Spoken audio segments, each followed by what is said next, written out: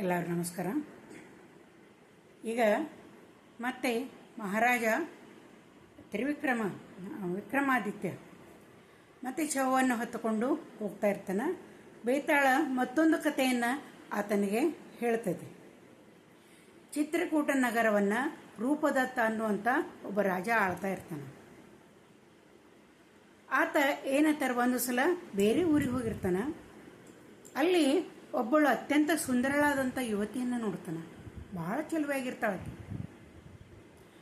ಆವಾಗ ಆತನನ್ನು ಆಕೆಯನ್ನು ಮದುವೆ ಆಗಬೇಕು ಅಂತಂದು ಹೇಳಿ ಆ ರಾಜ ಏನಂತಾರೆ, ಅವಳ ತಂದೆಯನ್ನು ಭೇಟಿ ಆಗ್ತಾನೆ. ಭೇಟಿಯಾಗಿ ನಿನ್ನ ಮಗಳನ್ನು ನಾ ಮದುವೆ ಆಗ್ತೇನೆ, ಆಕೆ ನನ್ನ ದೇಶ ಮಹಾರಾಣಿ ಆಗ್ತಾಳ ಅಂತಂದು ಹೇಳಿಕೊಳ್ಳೆ ಆ ತಂದೆಗೆ ಭಾಳ ಸಂತೋಷ ಆಕೈತಿ. ನನ್ನಂಥ ಸಾಮಾನ್ಯನ ಮಗಳು ಮಹಾರಾಣಿ ಆಗ್ತಾಳ ಅಂತಂದ್ರೆ ಇದು ನನ್ನ ಭಾಗ್ಯ ಐತಿ ಅಂಥೇಳಿ ಆ ಒಬ್ಬ ತಂದೆ ಇದ್ದಾವ ಅವಳನ್ನು ಮದುವೆ ಮಾಡಿಕೊಡ್ತಾನೆ ಮಹಾರಾಜನಿಗೆ. ಮಹಾರಾಜ ಅವಳನ್ನು ಮದುವೆ ಆಗ್ತಾನೆ. ಮದುವೆಯಾಗಿ ತನ್ನ ಕುದುರೆ ಮೇಲೆ ಕುಂಡಿಸ್ಕೊಂಡು ಆತ ತನ್ನ ನಗರಕ್ಕೆ ಬರ್ತಾ ಇರ್ತಾನೆ, ಚಿತ್ರಕೂಟಕ್ಕೆ ಬರ್ತಾ ಇರ್ತಾನೆ. ಅವು ಮಧ್ಯದ ಮಾರ್ಗದೊಳಗೆ ಏನಕ್ಕೈತಿ ಅಂದ್ರೆ, ಮಧ್ಯದ ಮಾರ್ಗದೊಳಗೆ ಜೋರಾಗಿ ಮಳೆ ಬರಕ್ಕೆ ಶುರು ಮಾಡ್ತೈತಿ. ಭಾಳ ಜೋರಾಗಿ ಮಳೆ ಬಂದ ಕೂಡಲೇ ಆತ ಅಲ್ಲೊಂದು ಗುಹೆ ಕಾಣಿಸ್ತೈತಿ. ಆ ಗುಹೆಯೊಳಗೆ ಹೋಗಿ ಸ್ವಲ್ಪ ಹೊತ್ತು ನಾನು ನಿಲ್ಲೋಣ, ಮಳೆ ಕಡಿಮೆ ಆಗುತ್ತೆ, ನಾನು ನಿಂತರಾತು ಅಂತಂದು ಹೇಳಿ ತನ್ನ ಹೆಂಡತಿಯನ್ನು ಕರ್ಕೊಂಡು ಆ ಗುಹೆ ಒಳಗಡೆ ಆತ ಬರ್ತಾನೆ. ಭಾಳ ದೊಡ್ಡದಾದಂಥ ಗುಹೆ ಇರ್ತೈತಿ. ಆತನಿಗೂ ಆಶ್ಚರ್ಯಕ್ಕೈತಿ, ಎಷ್ಟು ದೊಡ್ಡದಂಥ ಗುಹೆ ಐತಿ ಅಲ್ಲ ಅಂತಂದು ಹೇಳಿ. ಆತ ಹಂಗೆ ಒಂದು ಸ್ವಲ್ಪ ಒಳಗೆ ಬಂದು ನಿಂತು ಕೂಡಲೇ ಆ ಗುಹೆಯೊಳಗೆ ಒಬ್ಬ ರಾಕ್ಷಸ ವಾಸವಾಗಿರ್ತೈತಿ. ಅದು ಮನುಷ್ಯರ ವಾಸನೆಯಿಂದ ಗುರುತಿಡಿತೈತಿ.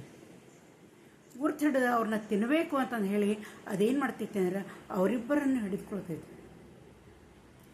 ಹಿಡ್ಕೊಂಡು ಕೂಡಲೇ ಈ ರಾಜ ಇದ್ದವ ಅವನ್ನ ಬಿಡಿಸ್ಕೊಳಕ್ಕೆ ಭಾಳ ಪ್ರಯತ್ನ ಮಾಡ್ತಾನೆ. ಆಗದ ರಾಕ್ಷಸ ಹೇಳ್ತೈತಿ, ನಾ ಭಾಳ ದಿನದಿಂದ ನನಗೆ ಹಸಿವೆ ಆಗೈತಿ, ನನಗೆ ಹಸಿವು ತಡ್ಕೊಳಕ್ಕಾಗವಲ್ದು, ನನಗೆ ಆಹಾರ ಸಿಕ್ಕೇ ಇಲ್ಲ, ಇವತ್ತು ನೀ ಸಿಕ್ಕಿ ಅಂತಂದ್ಮೇಲೆ ನಿನ್ನನ್ನು ನಾ ಬಿಡೋದಿಲ್ಲ ಅಂತೇಳಿ ಹೇಳ್ತೈತಿ. ಅವ ಮಹಾರಾಜ್ಗೆ ಭಾಳ ಸಂಕಟ ಅನ್ನಿಸ್ತೈತಿ. ಆಮೇಲೆ ಆತ ಹೇಳ್ತಾನೆ, ಇಲ್ಲ ನನ್ನನ್ನು ಬಿಡು, ನನ್ನ ಹೆಂಡತಿಯನ್ನು ನನ್ನನ್ನು ಬಿಟ್ಟು ಬಿಡು, ನೀನು ಬೇರೆ ಯಾರನ್ನಾದ್ರೂ ಆಹಾರವಾಗಿ ನಾನು ನಿನಗೆ ಕಳಿಸ್ತೀನಿ ಅಂತ ಹೇಳಿ ರಾಜ ಹೇಳ್ತಾನೆ. ಆವಾಗ ಅದು ಹೇಳ್ತೈತಿ, ಇಲ್ಲ ಕೈಗೆ ಸಿಕ್ಕಂಥ ಭೇಟಿಯನ್ನು ನಾ ಯಾಕೆ ಬಿಡಲಿ, ನೀ ಕಳಿಸ್ತಿಲ್ಲ ಅಂತಂದ್ರೆ ಮತ್ತೆ ನಾನು ಉಪವಾಸ ಇರಬೇಕಾಕೈತಿ ಅಂತ ಹೇಳ್ತೈತಿ. ಆವಾಗ ರಾಜ ಹೇಳ್ತಾನೆ, ಇಲ್ಲ ನಾನು ನಿನಗೆ ವಚನವನ್ನು ಕೊಡ್ತೇನೆ, ನಾನು ಒಬ್ಬ ನರಮನುಷ್ಯನನ್ನು ಕಳಿಸ್ತೀನಿ, ನೀನು ಅವನನ್ನು ತಿಂದು ತೃಪ್ತನಾಗುವಂತಂದು ಹೇಳ್ತೈತಿ. ಅಂದ್ಕೂಡಲೇ ಆ ರಾಕ್ಷಸ ಇದ್ದವ ಒಂದು ವಾರದ ಗಡುವನ್ನು ಕೊಟ್ಟು ಇವರನ್ನು ಕಳಿಸ್ಕೊಡ್ತಾನೆ, ಬಿಟ್ಟುಬಿಡ್ತಾನೆ. ರಾಜ ತನ್ನ ಅರಮನೆಗೆ ಬರ್ತಾನೆ. ಅವಾಗ ಹಗಲು ರಾತ್ರಿ ಶುರುವಾಗ್ತೈತಿ. ತನ್ನ ಮಂತ್ರಿಗೆ ಇದನ್ನೆಲ್ಲಾನು ಹೇಳ್ತಾನೆ.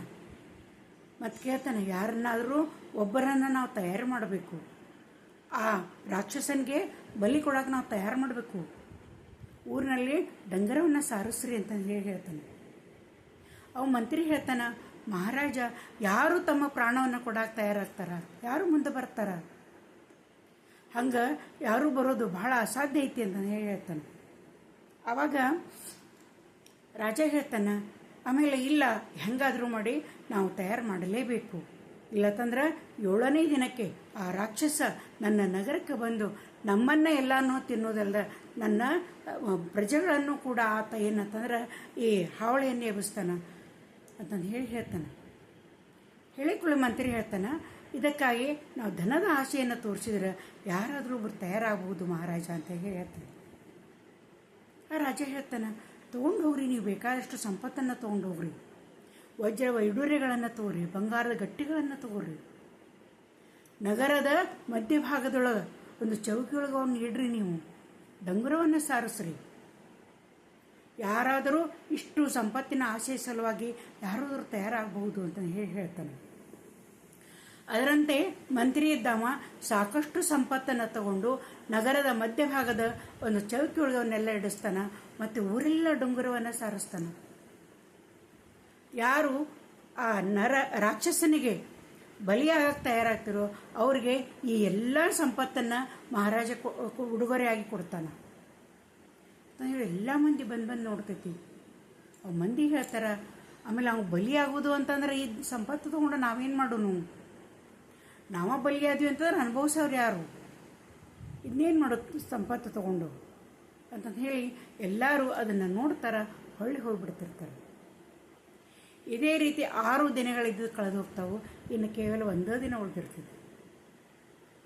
ಅವಾಗ ಏನಕ್ಕೈತೆ ಅಂದ್ರೆ ಆ ನಗರದೊಳಗೆ ಒಂದು ಕುಟುಂಬ ಇರ್ತೈತಿ.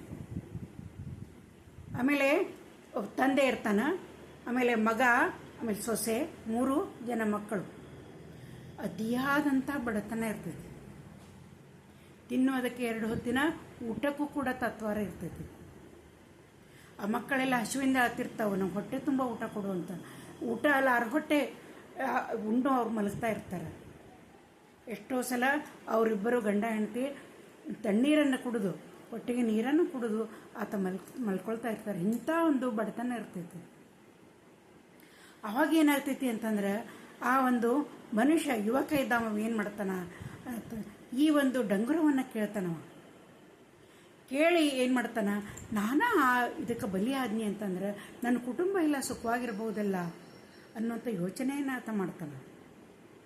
ನನ್ನ ಮಕ್ಕಳು ಹೊಟ್ಟೆ ತುಂಬ ಊಟವನ್ನು ಅವರು ಕಾಣ್ತಾರೆ, ಮೈ ತುಂಬ ಒಳ್ಳೆಯ ಬಟ್ಟೆನ ಧರಿಸ್ಬೋದು, ಒಳ್ಳೆಯ ಜೀವನವನ್ನು ಅವರು ನಡೆಸ್ಬೋದು. ನಾವೊಬ್ಬ ಬಲಿ ಆದರೆ ಬಲಿ ಆಗಿಬಿಡಬೇಕು, ಈಗಿದ್ದರೆ ಏನು ಸುಖ ಕಾಣಕತ್ತೀನಿ ಈ ರೀತಿ ಆತ ಯೋಚನೆಯನ್ನು ಮಾಡ್ತಾನೆ. ಮಾಡಿ ತನ್ನ ತಂದೆಗೆ ಹೇಳ್ತಾನೆ, ಮಹಾರಾಜರ ಕಡೆ ನಾನು ಕರ್ಕೊಂಡು ಹೋಗು, ನನ್ನನ್ನು ಆ ರಾಕ್ಷಸನಿಗೆ ಬಲಿ ಕೊಡು ಅಂತ ಹೇಳು ಅಂತಂದು ಹೇಳಿ ಹೇಳ್ತಾನೆ. ತಂದೆ ಆ ಎಲ್ಲ ಸಂಪತ್ತನ್ನು ನೋಡಿ ತಂದೆ ಭಾಳ ಸಂತೋಷಕ್ಕೈತಿ. ಅವ ಏನು ಮಾಡ್ತಾನಂದ್ರೆ ಸಂತೋಷದಿಂದ ತನ್ನ ಮಗನನ್ನು ಮಹಾರಾಜನ ಕಡೆ ಕರ್ಕೊಂಡು ಹೋಗ್ತಾನೆ. ಮಹಾರಾಜ, ನನ್ನ ಮಗ ರಾಕ್ಷಸನಿಗೆ ಬಲಿಯಾಗೋದಕ್ಕೆ ತಯಾರದಾನ, ಇವನನ್ನು ಬಲಿ ಕೊಡ್ರಿ ಮತ್ತು ನಮ್ಗೆ ಆ ಸಂಪತ್ತನ್ನು ನಮ್ಗೆ ಕೊಡ್ರಿ ಅಂತಂದು ಹೇಳ್ತಾನೆ. ಆವಾಗ ಆ ಯುವಕನನ್ನು ಏನಂತ ನಗರದ ಮಧ್ಯಭಾಗಗಳಲ್ಲಿ ನಿಲ್ಲಿಸಿರ್ತಾರೆ.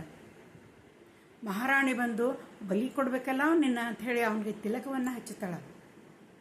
ಹಚ್ಚಿ ಅವನಿಗೆ ಆರತಿಯನ್ನು ಬೆಳೆಸ್ತಾಳೆ.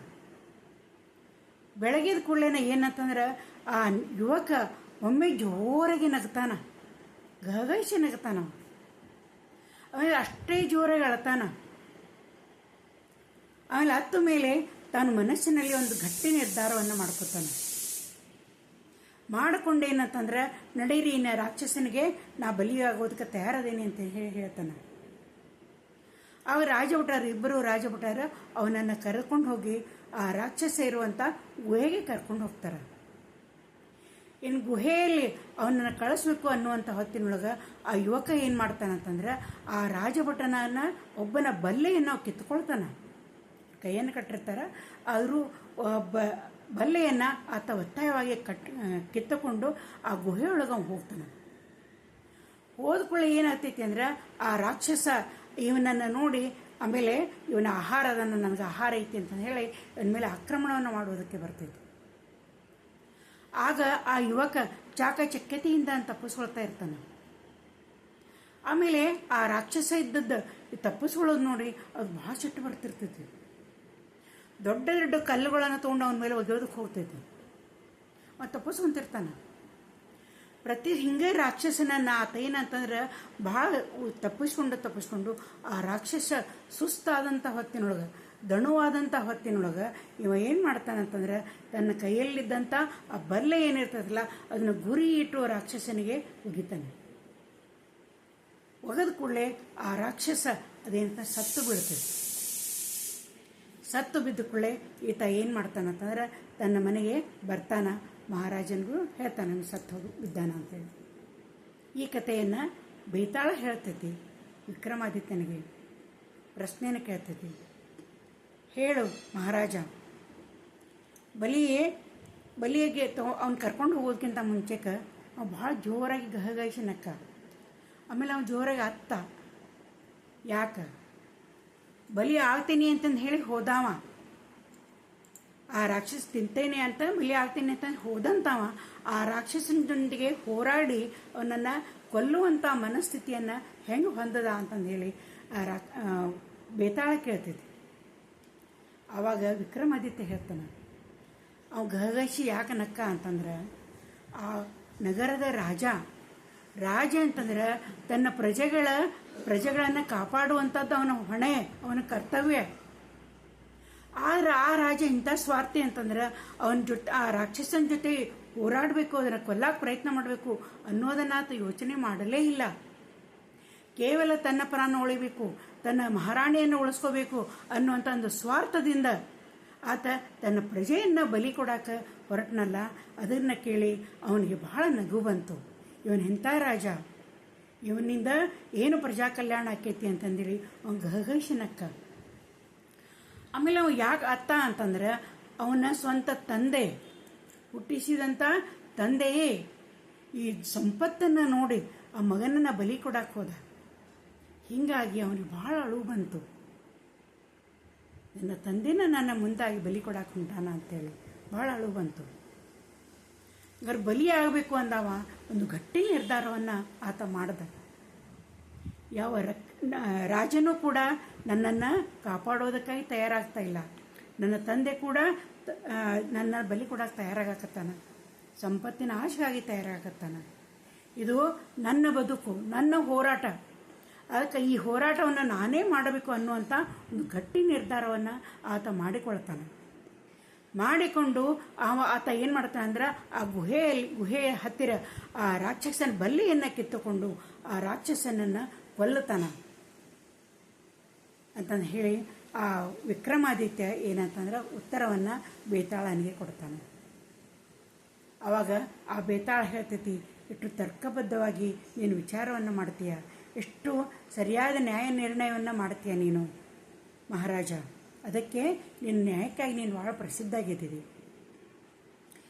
ನೀನು ಆದ್ರೆ ಮಾತಾಡಿಬಿಡ್ತಿದ್ದಿ, ನೀನು ಏನು ಮಾಡೋದು ಅಂತಂದು ಹೇಳಿ ಮತ್ತೆ ಏನು ಮಾಡ್ತೈತೆ ಅಂದ್ರೆ ಹಾರಿ ಹೋಗ್ಬಿಡ್ತಿದ್ದೆ. ಇಲ್ಲಿಗೆ ಈ ಕಥೆ ಇದ್ದದ್ದು.